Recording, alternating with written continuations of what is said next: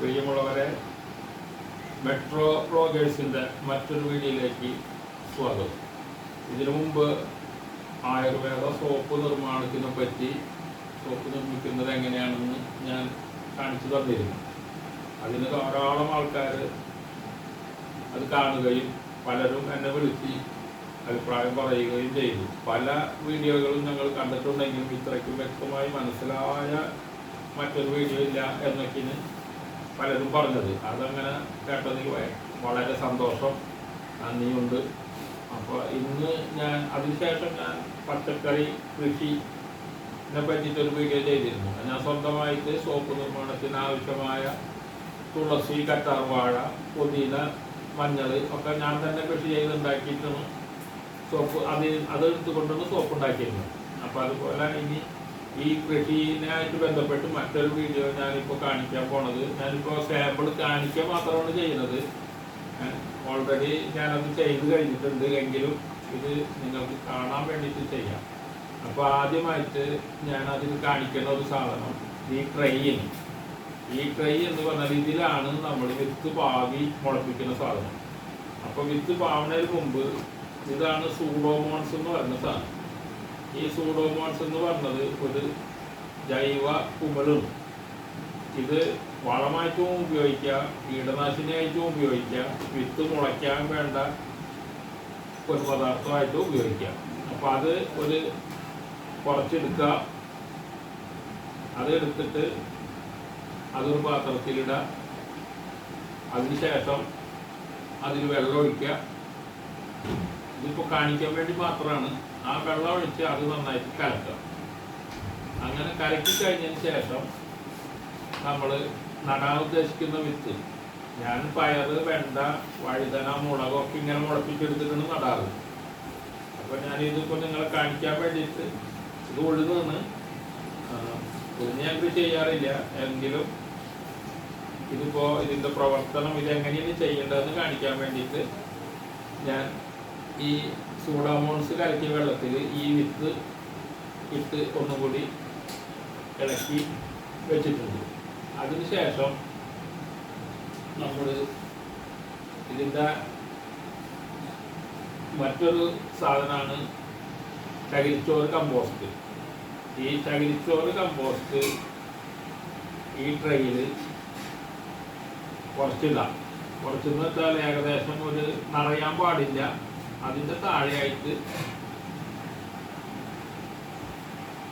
ഈ ചകിരിച്ചോറ് കമ്പോസ്റ്റ് ഇട്ടതിന് ശേഷം ഈ നമ്മൾ സൂഡോമോൺസ് ലായനിയിലിട്ട് വെച്ചിരിക്കുന്ന വിത്ത് അരമണിക്കൂറോ 1 മണിക്കൂറിനോ ശേഷം അതെടുത്തിട്ട് ആ വിത്ത് ഇതിൽ ഇങ്ങനെ ഇടാം. 1-2 ഒക്കെ ഇടാം, ചെറുതാണെങ്കിൽ. വലുതാണെങ്കിൽ 1 പാടുള്ളൂ. അത് കഴിഞ്ഞിട്ട് വീണ്ടും നമ്മൾ ആ വിത്തിൻ്റെ മേലെ കുറച്ചും കൂടി ചകിരിച്ചോറ് കമ്പോസ്റ്റ് അത് ഫില്ലാവുന്ന രീതിയിൽ കുറച്ചും കൂടി ഇടാം. അങ്ങനെ ഇട്ടിട്ട് അത് ഒരിക്കലും അത് പ്രസ് ചെയ്ത് അമർത്തി വെക്കാൻ പാടില്ല. കാരണം അത് മുളച്ച് അതിൻ്റെ ഉള്ളിൽ നട്ടിരിക്കുന്ന വിത്ത് മുളച്ച് വരുമ്പോൾ ആ സസ്യത്തിന് മേലോട്ട് ഉയർന്നു വരാനുള്ള ഒരു സമയം നമ്മൾ കൊടുക്കണം. അതിന് അത്ര ബലത്തിൽ അത് അമർത്തി വെച്ച് കഴിഞ്ഞിട്ടുണ്ടെങ്കിൽ മുളച്ച് പൊന്താൻ കുറച്ച് ബുദ്ധിമുട്ടായിരിക്കും. അപ്പോൾ അതുകൊണ്ട് അങ്ങനെ പ്രസ് ചെയ്യാതെ വിത്ത് ഇട്ടതിന് ശേഷം അതിൻ്റെ മേലെ കുറച്ച് കമ്പോസ്റ്റ് കൂടി ഇട്ട് അങ്ങനെ തന്നെ വെക്കാം. പിന്നെ അതിന് ശേഷം നമ്മളതിന് ചെയ്യുന്നത് ഇങ്ങനെ വെള്ളം സ്പ്രേ ചെയ്ത് കൊടുക്കാം. വെള്ളം ഇങ്ങനെ സ്പ്രേ ചെയ്യാനോ മാത്രമേ പാടുള്ളൂ. ഈ സ്പ്രേ ചെയ്യൽ ഇത് മുളച്ചാലും മുളയ്ക്കുന്ന വരെയും ഇങ്ങനെ തന്നെ സ്പ്രേ ചെയ്തുകൊണ്ടിരിക്കണം. അതിനാവശ്യമായ വിത്ത് മുളയ്ക്കാൻ ആവശ്യമുള്ള വെള്ളം അങ്ങനെ ഒഴിക്കാൻ ഒരിക്കലും പാടില്ല. ഇങ്ങനെ സ്പ്രേ ചെയ്യാനോ മാത്രമേ പാടുള്ളൂ.